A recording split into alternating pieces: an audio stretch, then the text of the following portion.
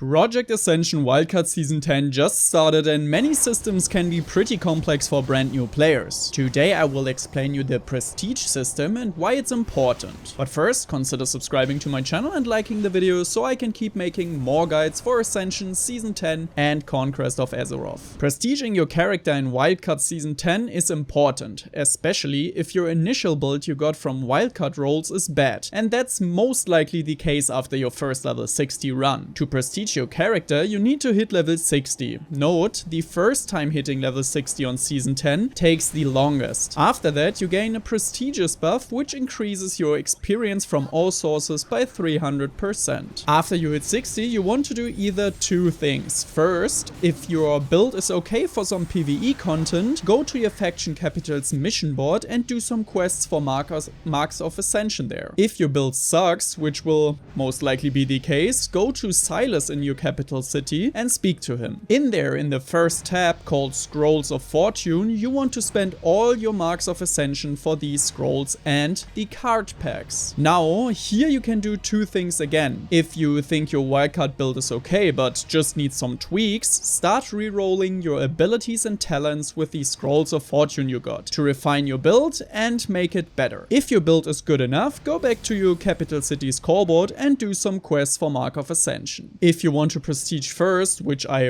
recommend, you will ignore all the Scrolls of Fortune you just got from Silas. You will just open all of your card packs you got, and these are like the most single important things you will need to roll your dream build on Season 10 on Ascension. After you rolled all of your card packs, you can head over to Chromie in your capital city and start prestiging your character. Note, if you prestige all of your quests in your quest log, your level, your spells, your talents will all be reset. However, you don't lose any items. They will all be in your inventory. You also get a ton of rewards from prestiging, with which you can buy cosmetics, experience items which you normally need to buy from the cash shop, and a catch or loot box of level 60 endgame gear loot. After you prestige via Chromie, you will be kicked from the game and thrown back to your starter location as level 1. Now you can set your ability and talent cards you have gotten from your first level 60 run after you spoke to Silas and turned in all of your marks of Ascension and shape your build a little. You can set starter abilities which will guarantee you your first 4 abilities you start with, and you can set ability and talent cards which will guarantee rolls for you on their unlocked level. Don't worry.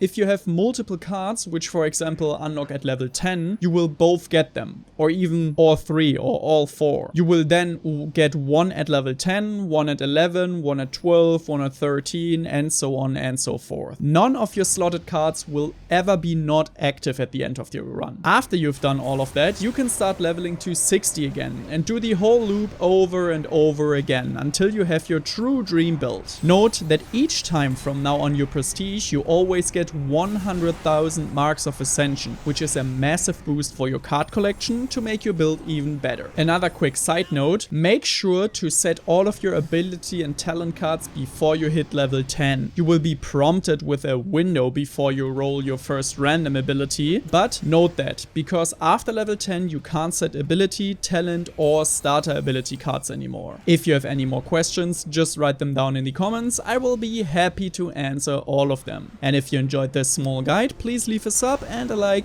to see you like this content. I see you in the next one.